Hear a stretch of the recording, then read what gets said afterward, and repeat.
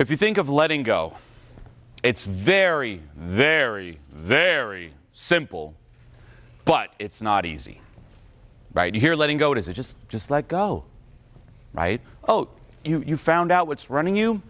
Just let go of it. Especially nowadays, you'll go on social media, everyone, their mom's posting about it. Let go of the past. Let go and let God. Oh yeah, and it'll get tons of likes. But what practical advice are you taking from that? Are you going to be home triggered alone like, oh, anxiety, anxiety? Wait a minute. Let go and let God. It's still there. It's not practical, okay? Even the books that talk about letting go, which, by the way, my favorite book of all time is Letting Go by David R. Hawkins. I disagree with a lot in that book, though, but it's my favorite book of all time. If I was stranded on an island, that'd be the #1 book I'd take with me. Love it. But even in that book, it's all this advice talking about letting go, but he never tells you exactly how to let go. So this year, for the longest time, again, it took me around 2.5 years to piece out my method to letting go, the actual practical steps, was very frustrating. You're like, yeah, okay, let go, I get it, but how do I do it? A good way to think about it is this. Imagine you're born hanging on a cliff. All of us, we're born hanging on a cliff. And you look around, you see your parents hanging on a cliff, your grandparents, your cousins, your friends, everyone alive. We're all hanging on this big cliff. And we're hanging on so tight, and there's all this advice on how to hang on even tighter.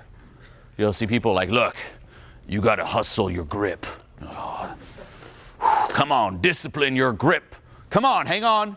There's people who are trying to like nail their fingers in, like, come on, just keep hanging on. Because if we fall, we all die. Hang on.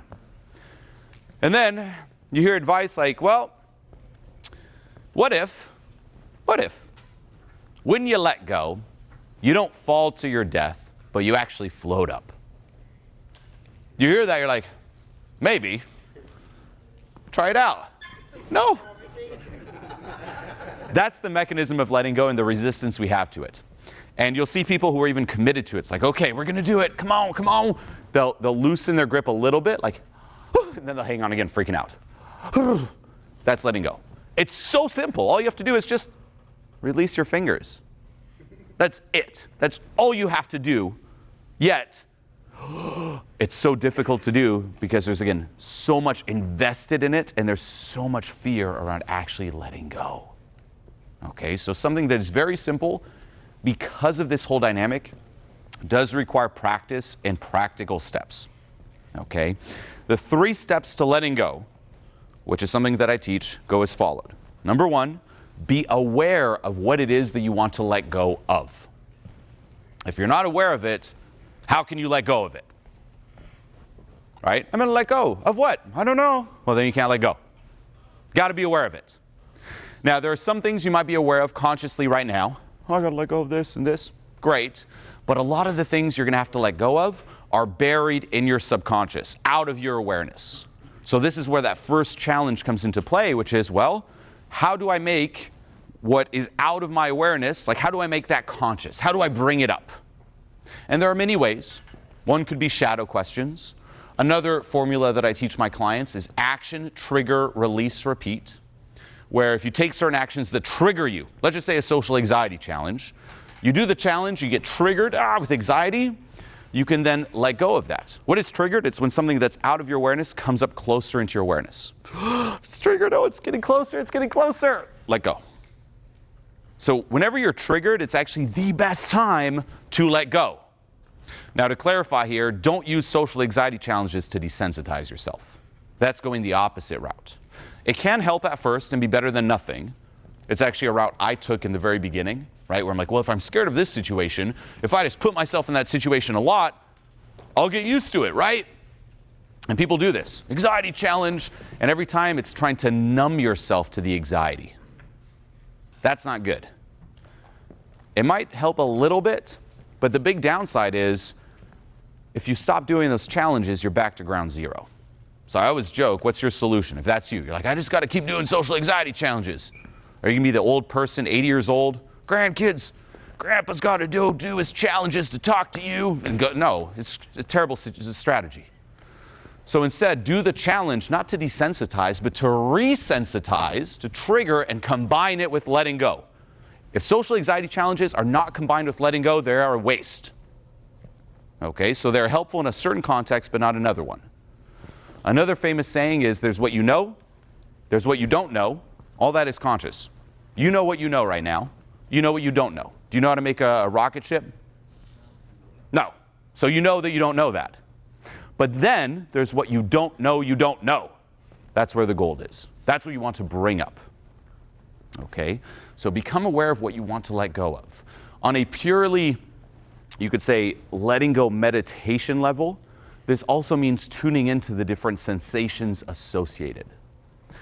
So what does that mean? You can't think your way into letting go. You can't engage the mind. Okay? And you don't even want to tune into emotions. You want to tune into sensations. Sensations is what comes before emotions. Where if you think of fear, what's fear? It's this vague thing, right? I'm scared, I'm experiencing fear, vague. That's an emotion. Sensations are ultimately, instead of this vague thing, you can precisely locate them in your body. Maybe your heart starts beating pretty fast. Oh, a little tenseness in my stomach. Oh. When those sensations activate, the mind kicks in, heart fast rate. Ooh, a little tense. And it puts the label fear on it. So an emotion is simply the label we put on different sensations. You don't want to engage the mind, so you want to tune into the sensations. So you must learn how to get out of your head and get in touch with the body. That's the first step. Become aware of what you want to let go of. Number 2, allow yourself to experience it fully and unconditionally. That's actually how you let go. By simply feeling what you've been resisting feeling the majority of your life. That's letting go. Sounds easy, right? Very difficult. I always like comparing this to taking a cold shower, which can actually be a very beneficial external mission combined with letting go meditation, where take a cold shower daily and just go straight into the cold. Right? So don't go hot at first and then cold, just go pure cold from the start. You can go as if you're going into a cold plunge. You can do feet first, then work your way up. And the goal there, similar to social anxiety challenges, is not to desensitize yourself to the cold. That's the classic self-help cold shower. It's like, here we go. They might have their phone out. They're like, cold shower, 5 a.m., no excuses. Come on, you got this. You got this. I did it. That's self-help. And everyone's like, yeah, I battled the cold. The cold is an enemy, and I conquered that enemy. Terrible. Sure, you'll still get the health benefits, but no. The approach here is, can you relax into it? Relaxing into the cold. Because what happens when you take a cold shower? The cold hits your skin. And it's sensations that aren't necessarily pleasant. It's sensations that will activate in you resistance to experiencing them, which is why you tense up. Cold. And it's the same, you could say, response that you will have to triggered sensations that you must let go of, that you must experience to let go of. So you get triggered, the same reflex, as opposed to relaxing and breathing into it and experiencing it. So you can actually practice externally in the cold. You go in there and say, can I relax every muscle in the cold? Every muscle of my being. And you'll probably go back and forth, just like the cliff hanging. You'll be like, oh, it's on my back. Relax. Like this back and forth. But this relaxing, same approach you want to take with what you're processing.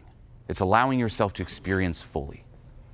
And this also means that what's letting go, it's not another act of doing. So it's not a mental act. It's also not a doing act. People think letting go is getting rid of. I got to do it to get rid of it. I don't like what I'm feeling. Let go. Go away. What's the trap with that?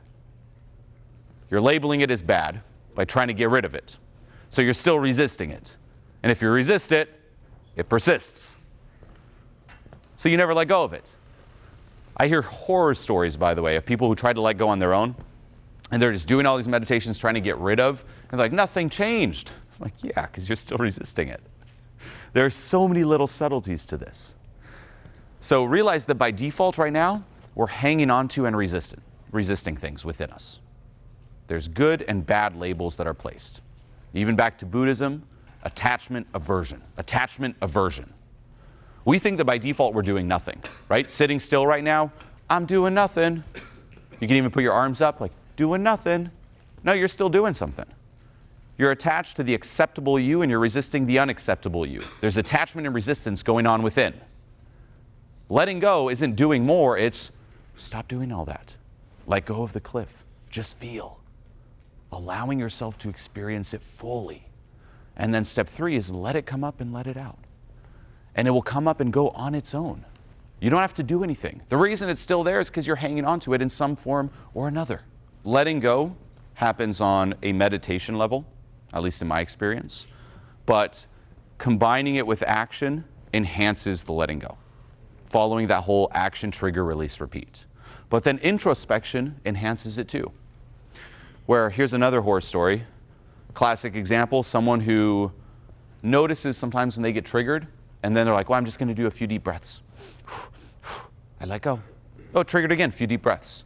But they're just processing a little bit. They never get to the reservoir. Realize that within you, we all have these reservoirs that have just been built up over the years. Right? If you snap, for example, in traffic and you're angry, someone cuts you off, and you're screaming, like that there is you getting triggered. It's like if you just take a few deep breaths, you'll process a little bit, but you never get to the reservoir. Why did you snap? Because your reservoir is full. And the traffic example is like that little drop that just made it overflow, or the straw that broke the camel's back. So you got to identify this whole reservoir and start processing it. Otherwise, you're just stuck on the surface, right? And this also brings in another key, which is the way we tend to deal with what we're feeling. And this is something you must all audit within you. Whenever you experience something that is, say, unpleasant, something you don't want to experience, say you're getting triggered, our usual reflexes are, number 1, express. I don't like this. I need to express it. So say we take that example, you're cut off in traffic. What do people do? They scream top of their lungs. Does that work? No.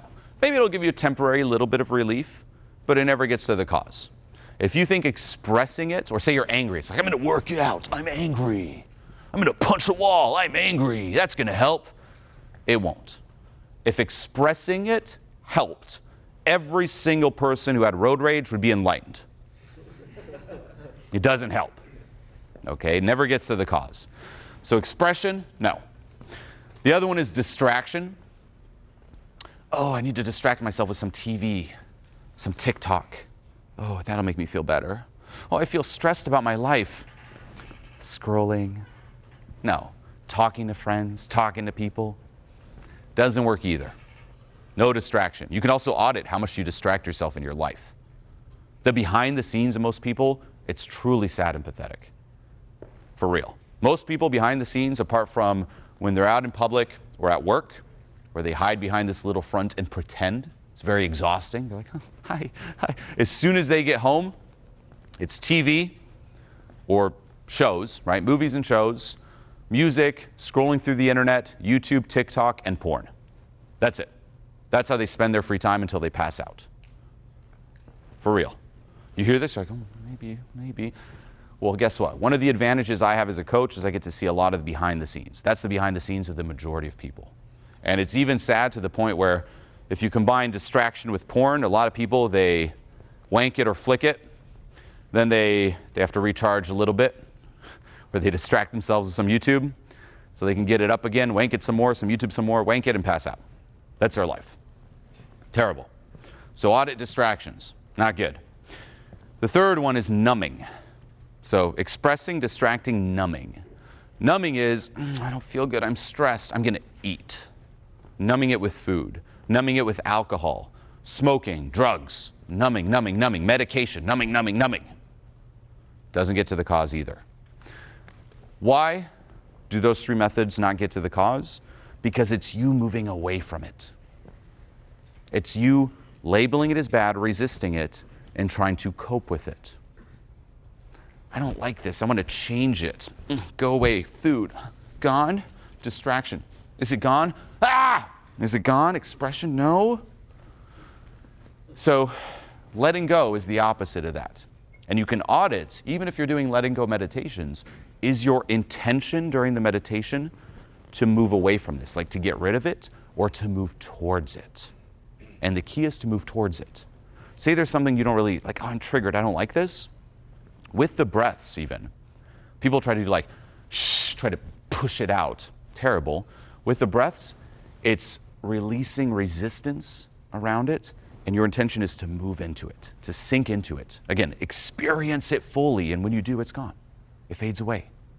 So even if you're trying to let go with the intention of, okay, I'm going to breathe into it. Is it gone yet? Is it gone yet? You're already screwed. It's at that point where you can be completely okay with it being there forever, that it's gone. So there are many subtleties on top of that.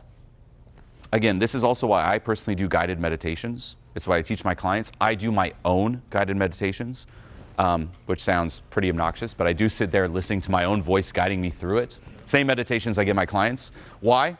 Can you guess? Because I don't want to engage the mind. If I'm trying to guide myself through it, I'm thinking. You don't want to think, you want to feel.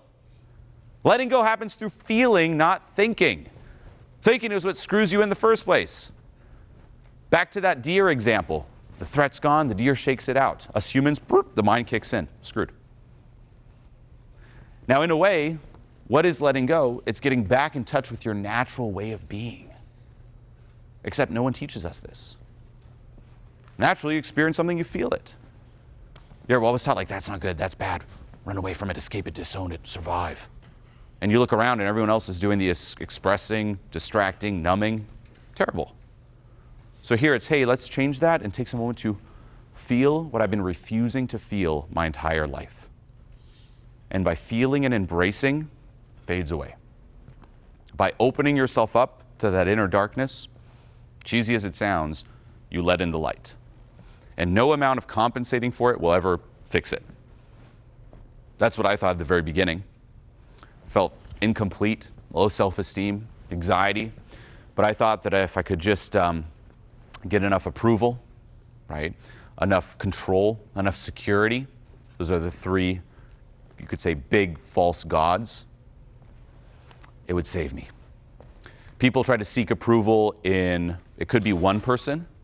If I just get my partner to love me and love me and love me, then I could finally love myself. Or if I could get millions of people to love me, I could finally love myself. Does that work? No. Oh, if I could just control everything to go my way. Nope. If I could just feel very safe and secure. Nope.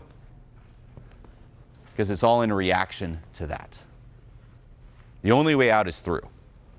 You got to face fear's bluff. Like a kid who believes there's a monster in the closet, you got to open that closet inside of you.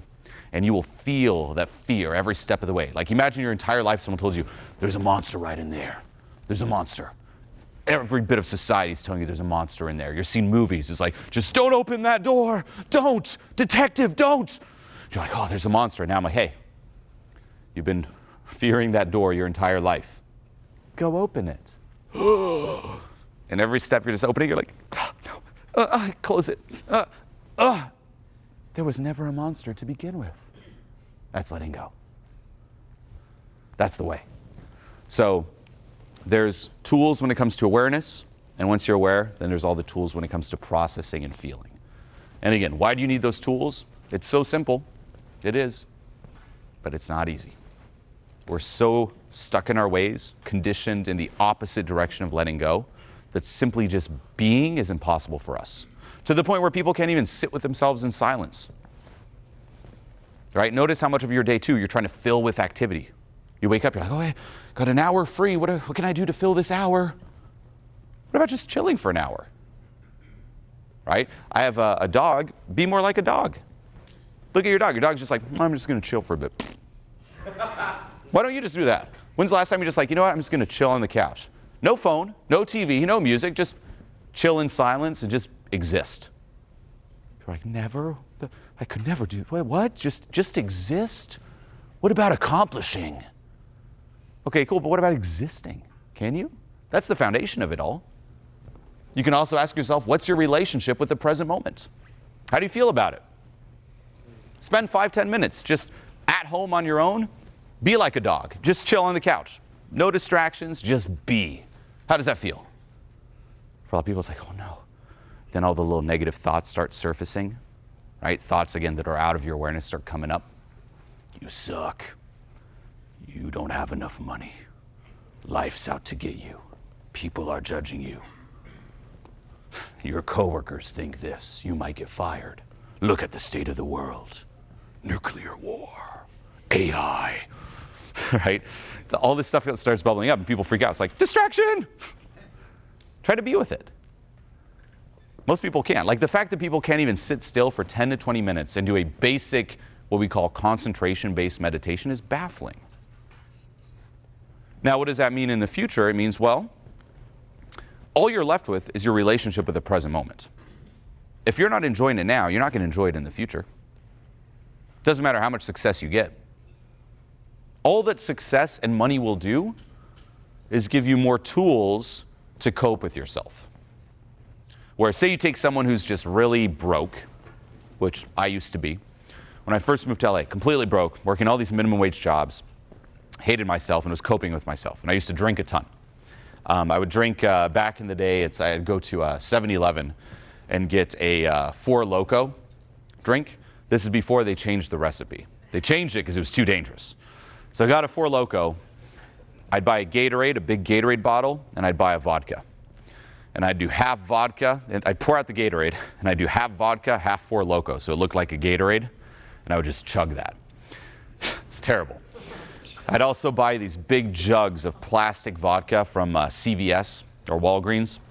It's like these big jugs, and you could just see the plastic seeping in, the cheapest vodka for like $4 or $5.